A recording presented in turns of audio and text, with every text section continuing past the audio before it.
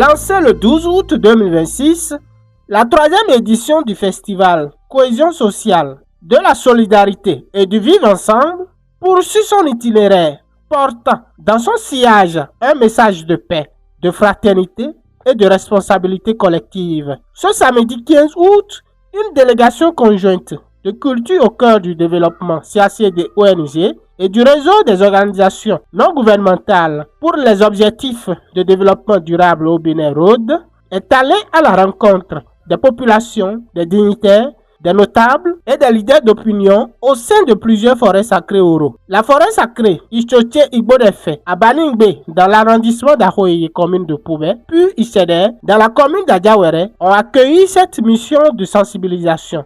Dès les premiers pas, sous leur immense frondaison, la nature impose le silence et inspire le respect. Les arbres séculaires, les chants des oiseaux et la fraîcheur de la végétation composent un décor où l'homme semble renouer avec l'essentiel. J'ai vu la forêt de Adjawere qui est vraiment très très grande. Je le répète, c'est une source de vie. Et ces forêts sont bien entretenues. Quand on regarde les feuilles, c'est bien vert. La preuve que le sol les nourrit correctement et c'est très bien pour la population d'ici. Mais au-delà de la beauté saisissante des lieux, la mission poursuivait un objectif précis: promouvoir les valeurs du vivre ensemble, du respect mutuel et des droits humains afin que les festivités du culte oro demeurent des moments de communion, de transmission culturelle et de cohésion sociale. Cette visite dans les forêts sacrées, c'est pour sensibiliser les dignitaires et les femmes et les hommes acteurs de la divinité Oro, afin que les actions de protection du patrimoine puissent être maintenues, les féliciter pour le rôle qu'ils jouent pour la sauvegarde des espèces animales et végétales, et afin que nous puissions travailler les mains dans la main et que pendant et après la fête, qu'on puisse continuer de se voir et de vivre ensemble. Au terme des échanges, les dignitaires responsables du culte oro ont exprimé leur adhésion au message porté par la délégation. Ils ont réaffirmé leur engagement à préserver le caractère sacré de ces manifestations tout en veillant au respect des principes de paix, de tolérance et de la dignité humaine.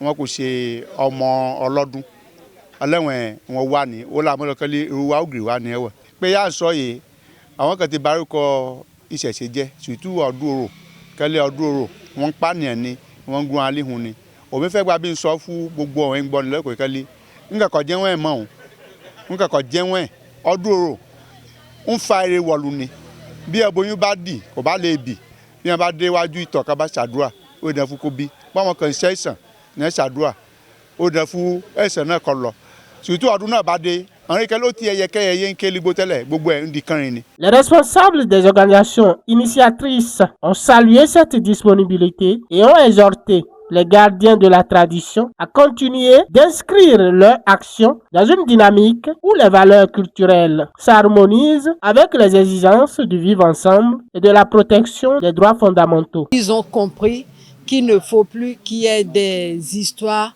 entre eux, que ce soit les religions endogènes, que ce soit le christianisme, les musulmans.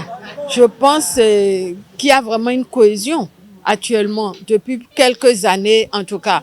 Nous leur demandons de prendre en compte la haute valeur du respect des droits humains dans ce qu'ils font, d'essayer de comprendre la situation des femmes, des jeunes et des enfants vulnérables, afin qu'on ne puisse pas briser leurs droits dans l'exercice des fonctions et des manifestations du culte oro. À l'issue de cette étape, la délégation a rejoint l'esplanade du Palais Royal de Poubé, théâtre d'une grande soirée artistique, culturelle, couplée à la Journée nationale du conte. Cette rencontre, placée sous le signe de la valorisation du patrimoine culturel, du dialogue intergénérationnel et de la cohésion sociale, a offert un spectacle d'une rare intensité. Nous sommes ici ce soir suite à l'invitation du DE CACD, M. Serge Alonko-Anon, qui organise le festival Cohésion sociale, solidarité et du vivre ensemble.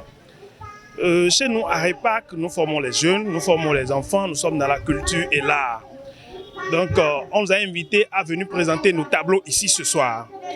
Dans nos tableaux, ce qui se passe derrière nous, c'est un spectacle qui concerne le téléphone, les méfaits du téléphone. Aussi, nous avons un groupe Toba qui est passé tout à l'heure. Et tout à l'heure, vous allez voir un spectacle, L'homme de la trahison. C'est un spectacle gagné par RECPAC SJBD et CACD. C'est une co-construction et nous avons commencé la diffusion il y a un moment.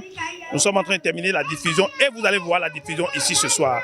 Les prestations artistiques, les contes traditionnels, les chants et les danses ont captivé une foule nombreuse venue célébrer les richesses culturelles du département du Plateau. Moi, je suis très satisfait de ce que j'ai vu ici ce soir parce que la population de Paubert a accepté ce festival et a aimé ce festival et est sorti massivement nous soutenir.